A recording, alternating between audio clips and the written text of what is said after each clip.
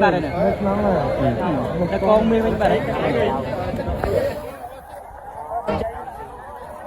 lòng quá đấy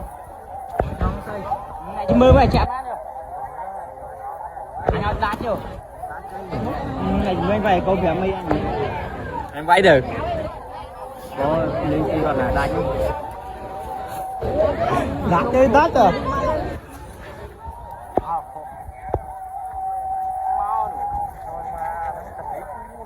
đó